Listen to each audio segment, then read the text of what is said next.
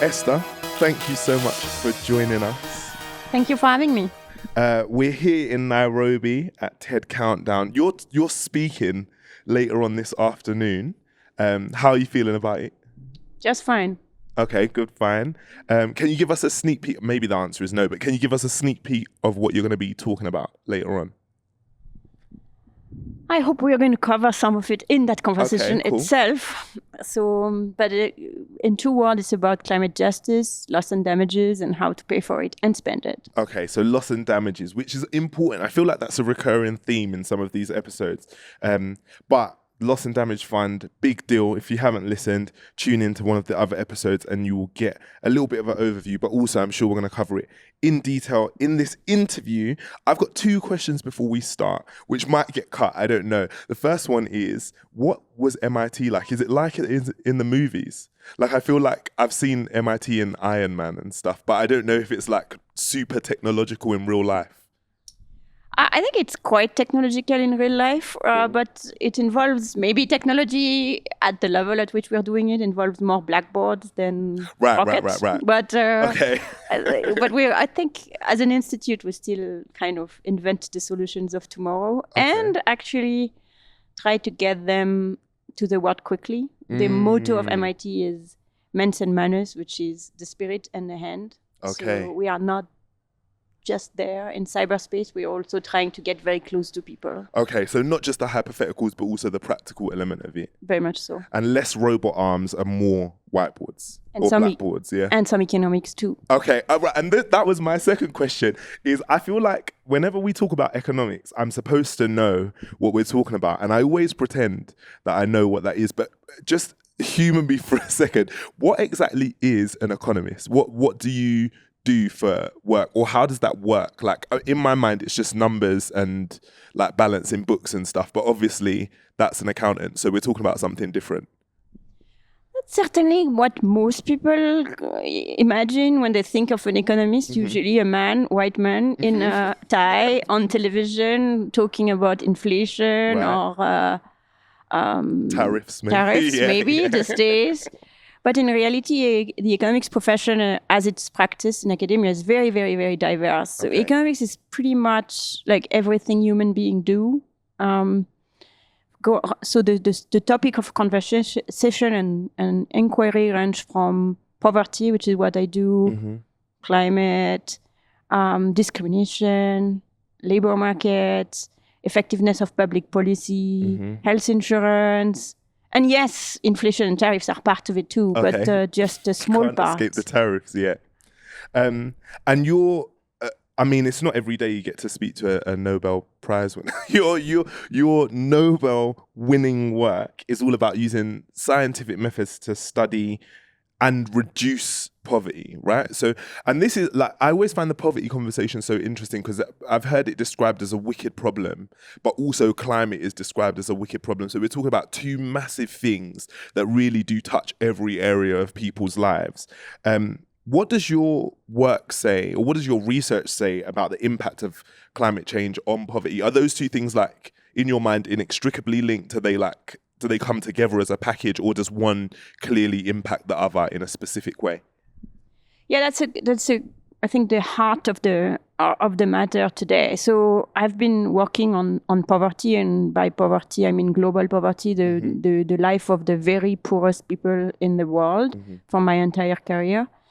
And my work has really been focused about transforming this wicked problem, as you say, into a zillions tractable issues. Okay. Which is really what it is, but we usually don't like to see it this way.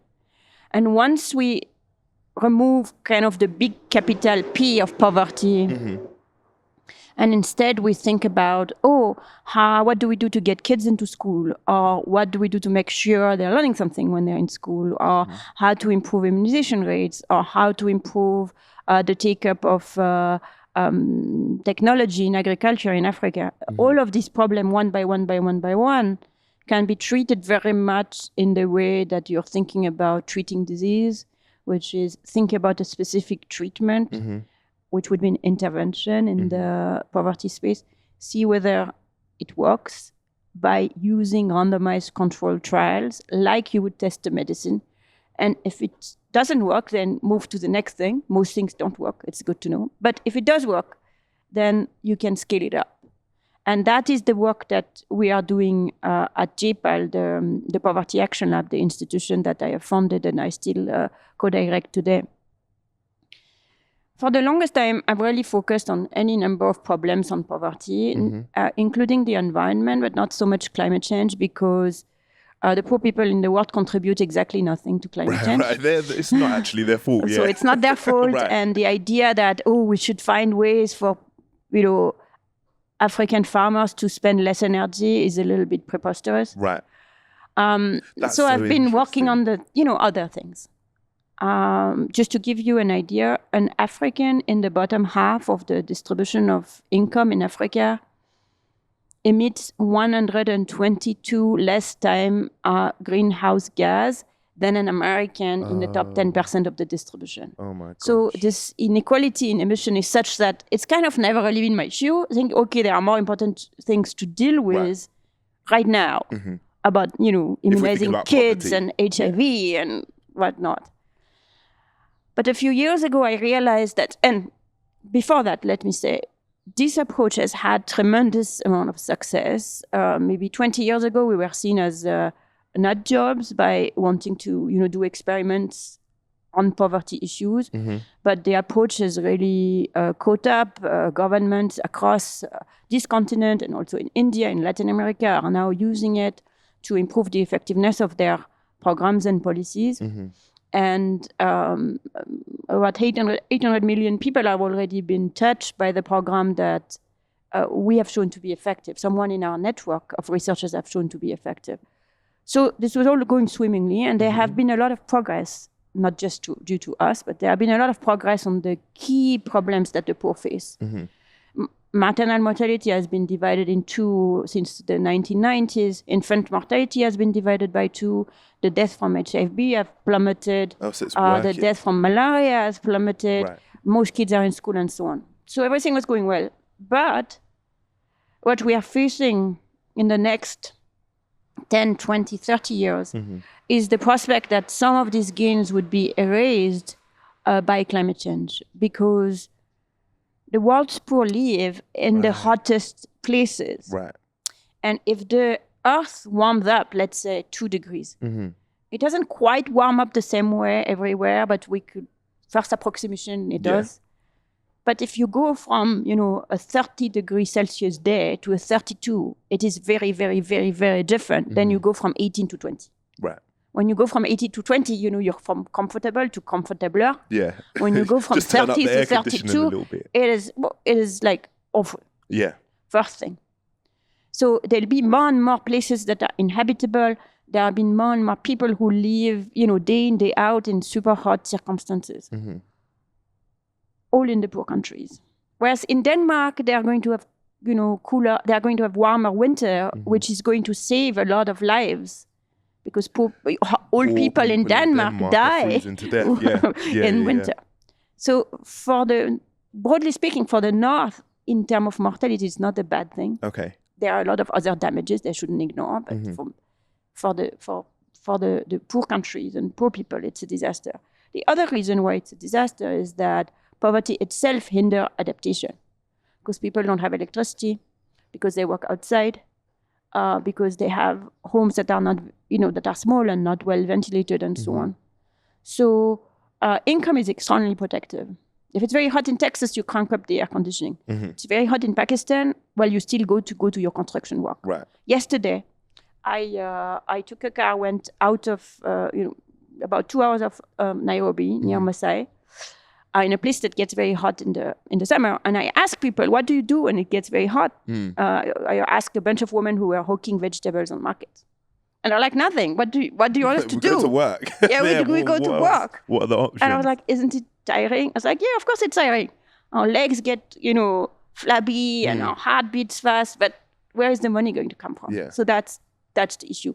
So at this point, I decided, okay, if I'm looking, 10, 20, 30 years ahead, I have to find a way to make people aware that poor people are in the world are the prime victims of climate change, and we have to do something to deal with it. This is so interesting. So but you said you've worked in reducing poverty for your whole career. Where did that start? Like, why do you care? That's a crazy question, because everybody should care about poverty, but where does that, is it a passion? Is it a desire? Where did that interest come from? Or was there like a moment that made you decide that was what you wanted to do? It might be a calling, maybe. Yeah, calling is the word I'm looking for. It is slightly, arrogant to say that, but I think it actually is what it is. My mom is a doctor, and she was working in an association of pediatricians, helping kids victims of war.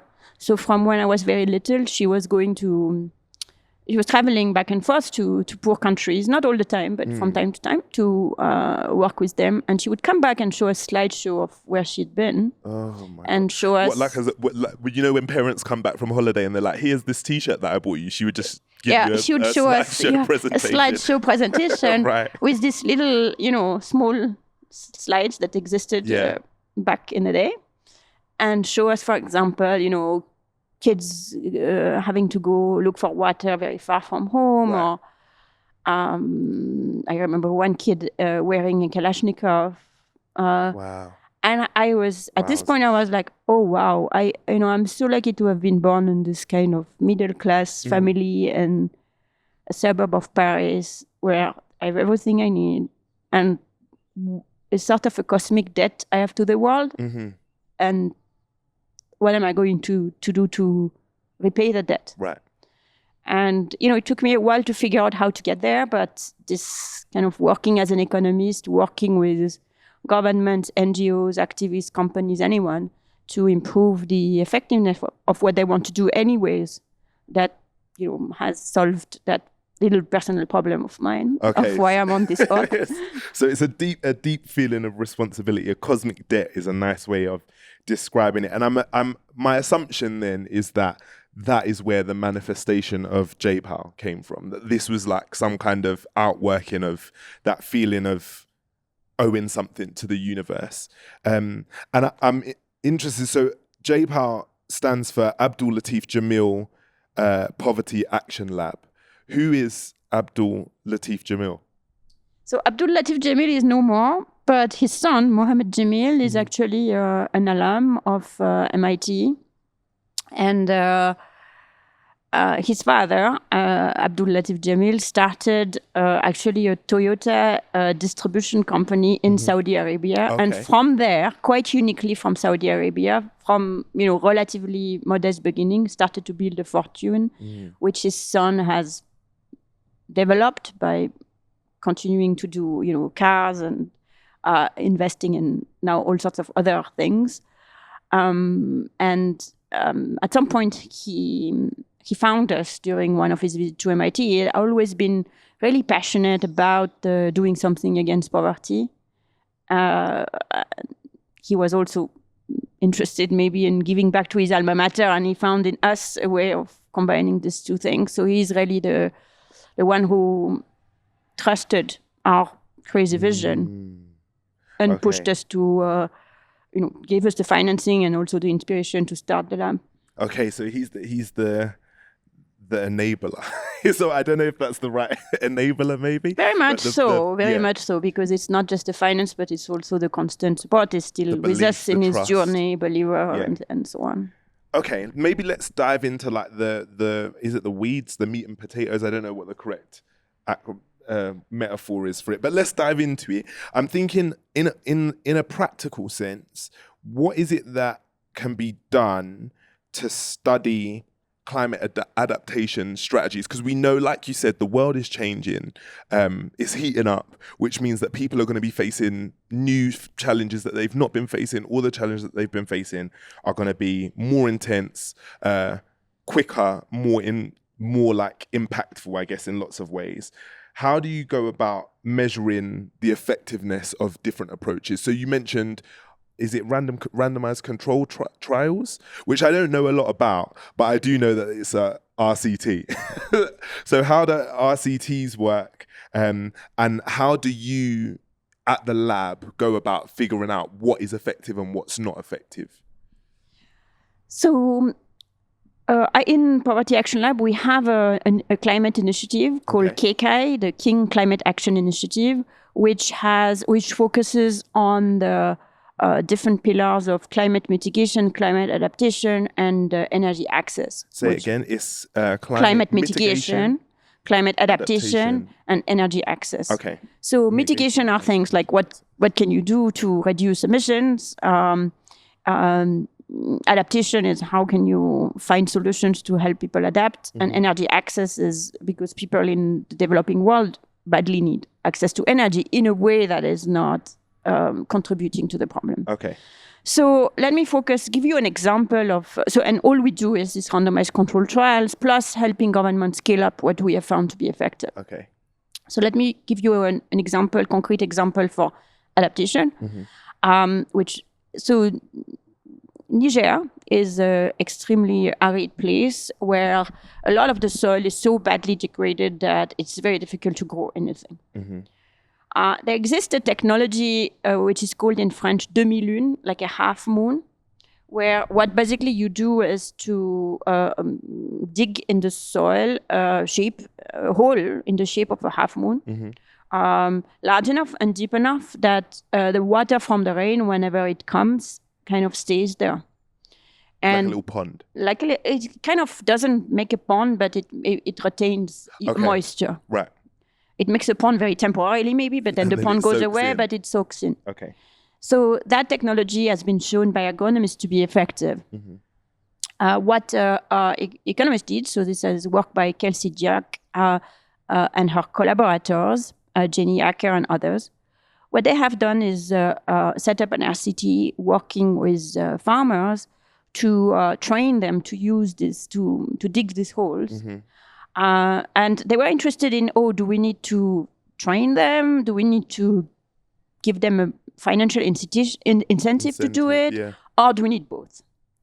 So they worked across hundreds of villages and set up different treatments where in a randomized way, so literally flipping coins. So some villages got just the training, some villages got the money, some villages got the training and the money, and some villages are the control group. Okay. So very much the way you would test a vaccine, where some people get a vaccine, some people get a placebo. Right. So here, these are the four treatment and a control group. And then they looked what happens. And what I found is that it is basically sufficient to tell people how to do it, for them to adopt it, at least to some extent. Money is not necessary because I guess people see the value of doing it, and they don't need money, they just need time and effort, and they want to do it. So that's the first great news, because that's much, much cheaper than going around distributing money to do it. And the second good news is that when you follow over time, the productivity of the land really skyrockets from 0 to something that's much higher than 0. And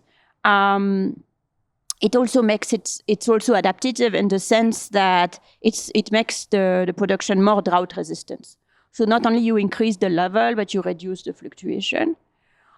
So they subsequently, so that was their study. They published their study, and then they started working with the government to try and get scale up of this of the adaptation of this technology. Okay. So this met with all sorts of geopolitical issues, because there was a coup in Niger, and then USAID vanished in a puff of smoke recently. But despite that, this is going on, and progressively there is a scale up of this method, which could really help farmer in Niger a lot. So that's an example. Cool might be the wrong word, but that's I mean, what you're talking about is like things where we're evidencing whether they work or not. We know for sure this definitely works and it's scalable, and then you're just equipping people or governments to scale it up.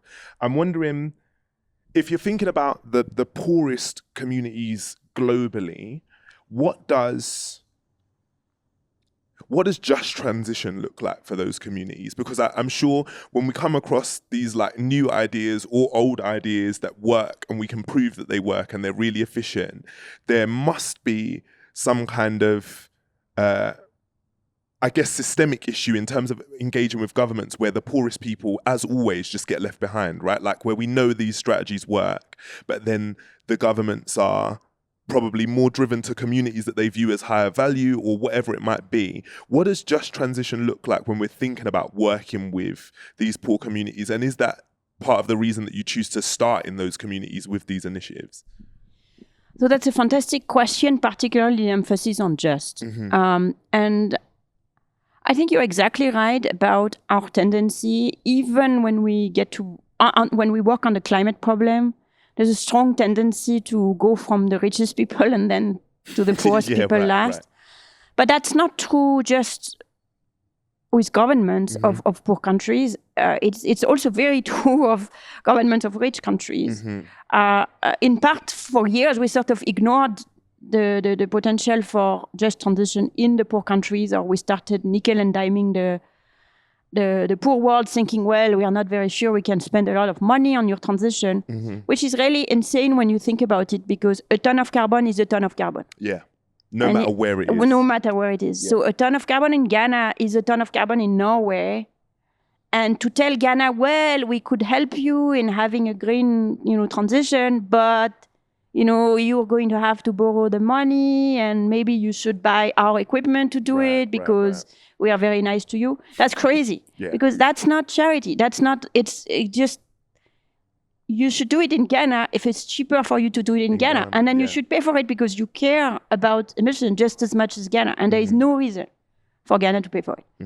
But it's not the way we have been doing, partly because maybe we underestimated how much potential there is in poor countries, because today the consumption emissions are very low in poor countries. But as they become richer, they will become higher. And eventually they will dwarf what's happening in rich countries today, especially if rich countries manage to transition. So if we don't do something now, we are going to have to deal with this problem 50 years from now. And then we'll be in the same situation as we are now in rich country, where we have to undo and unbuild and decommission coal plants and whatever. We should really, it is total common sense to take the right path as opposed to take the wrong path and then have to backtrack. Right. But to me, this has nothing to do with justice. It's just efficiency and common shared convenience. Yeah. What justice is about compensating people for the damages that our emissions in the past, but still today, are imposing on the poor. Right. So temperature kills.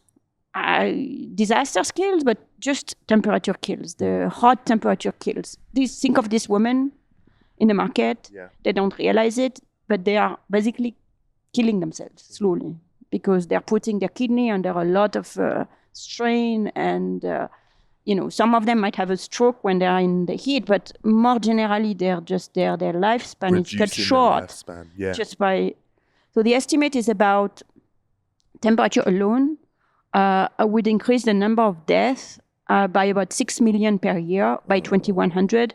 6 million is all of the deaths of cancer or all of the deaths of infectious diseases combined. And these are things that we put a lot of money and effort into reducing. Exactly. Yeah. But all these deaths, all these extra deaths are coming outside the OECD in the poor countries because of what we discussed earlier, that they're already hot and they can't protect themselves. So that is, a cost that we are imposing year after year with the emissions that we continue to send into the atmosphere. Right. If you put a value on these emissions, on these lives, it's it has all sorts of moral issues, but let's do it for the sake of concreteness. Because it's economics, yeah. Because it's economics. So if you use $2 million for a value of a statistical life, which is about what they use in Mexico, and you take the cost of just US plus Europe emissions, that's $1 trillion in value every year, entirely on poor countries. If you take the entire OECD, it's $1.7 trillion. Wow. So the question is finding a way to distribute that money to the poor who are hurt by climate change. That, to me, is the just part. And it raises two issues. One is how to raise the money. Yeah. And one is how to spend the money. Right. So how to raise the money is very much what I'm going to try to argue for today. Okay, right. Listen to the TED Talk. It has to come from public distribution, because there's no money to be made in saving the life of a poor woman in Pakistan. Right. There's social value of $2 million a life, but there's no money to be made. Nobody's pockets are going to get lined up for doing that. And it's too much money for philanthropy. So it really has to come from international redistribution. Mm-hmm. And it's not very fashionable right now. All of the rich countries are cutting their cooperation money instead of increasing it. So it should really come, I think, from taxing the billionaires and the largest multilateral corporation, where there is a lot of money which is currently pretty much untaxed. Mm-hmm.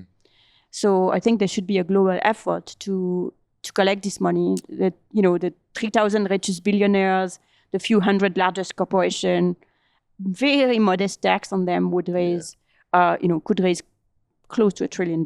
Yeah, rich people don't like being told that they need to be taxed. But in this case, I guess also there's a direct link there between the richest people in the world and the amount of pollution, the amount of degrees of warming that the planet is seeing, because they are generating, or they own the companies that are generating that change for those people that is directly impacting those people. That's absolutely true. Right. This is, they made their money off the global economy that is generating the emissions that are killing poor people. So, can they spend 2% or 3% of their wealth annually for compensating for their death? Right. They would not even notice it. They don't like the idea, but I'm not talking about expropriation here. Yeah, but they wouldn't. I'm talking about very, very, very modest amount of money for them. So that's the raising the money part. And then it becomes a public health issue right across those countries. Like it's it's a public policy thing of, we do this because this is what we believe about human life. Okay. We got two more questions to wrap up here. The next one is, I guess, for me, the work sounds incredible. I mean, obviously the work is incredible because you won a Nobel Prize for it. But I'm wondering how much support or how much attention you get from policymakers, from governments around this work. Is it an easy sell? Are people generally like in agreement with you when they first hear the ideas or they first see the research? Or is this something that you're struggling to get through the door or struggling to push? So I've been at this idea of randomized control trial for now. JPAL is 20 years old. We celebrate 21, I guess. We celebrated 20 years last year. Happy birthday. Thank you. And it's been, I must say, I can't complain. It's been a remarkable journey because we started from nothing in terms of people having no understanding of no conception of what this was and that it could be done, to now, randomized control trials, to very much being one of the tools that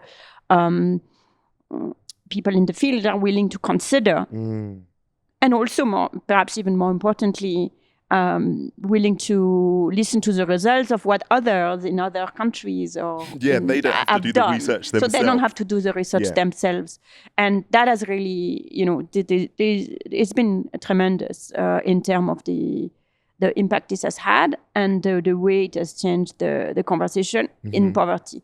I think now climate change is ripe for doing a bit of that. There is a lot of excitement about this solution or that solution, very often not backed by much at all.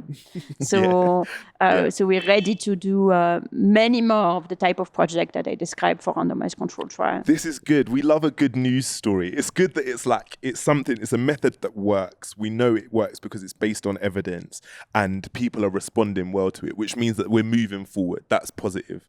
I think our listeners love hearing anything that's positive in the world of climate, because sometimes it can feel so overwhelming. It can feel like it's all just doom and gloom and everything's wrong. And obviously it's a bad situation, but there's progress being made, which is good. And I guess for the last question, what I'd like to know is, based on all of your work, based on all of the evidence that you've gathered over the years, what would you say is the best way to provide financial help to communities, which also at the same time boosts their economic growth and builds resilience to climate shock? Because I think those are two very different things, right? One is the financial support, but the other piece is like, how do they become resistant to the things that are definitely coming, that we know are coming to those communities? Yeah, that's a great question. It very much relates to what we were discussing before, which is, should you raise this competition money? How should you spend it? And I think we need to take almost 180 degrees departure from the way that people in the North have been thinking about climate finance, where in climate finance, people, the different institutions that are handling the money really want to look very, very, very carefully at what the recipients are doing. Right. It takes months and, in fact, often years to go from an idea to actually getting the fund, and even the disbursement is also very slow. And then yada, yada, yada. So the green climate funds are spending about 20% of what they have as a result. Right. Which is disastrous. Yeah.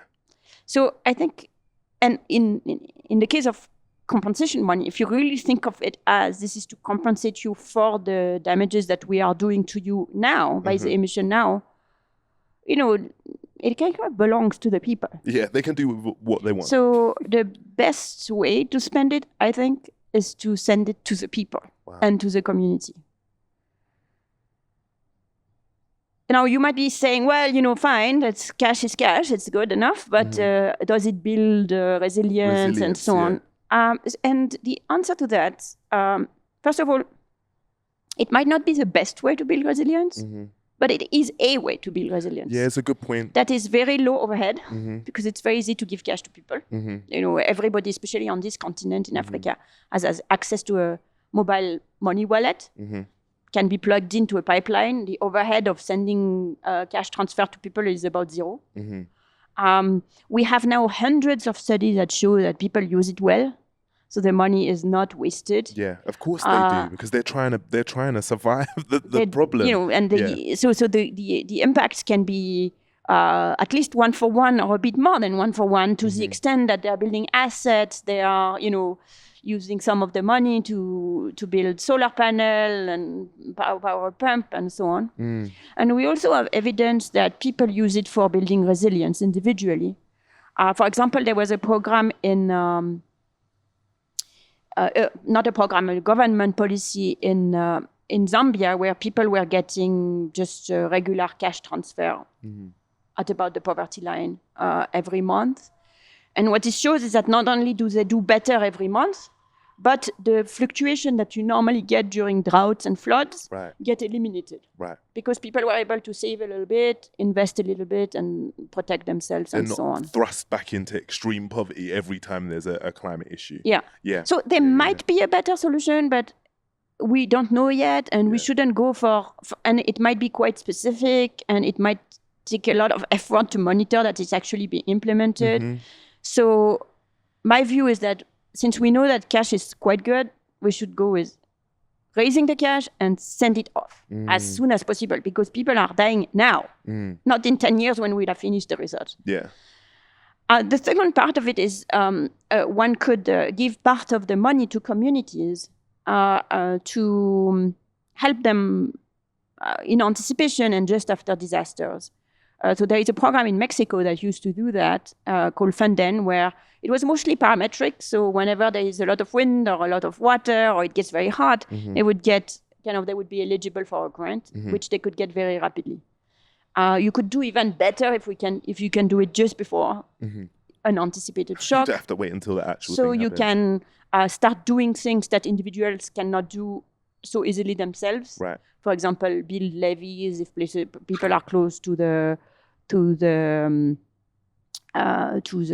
water, or you can create a cooling center, or anything that can be done at the local level. So I think that the combination of these two things are solutions that are ready now, that can be put at scale now.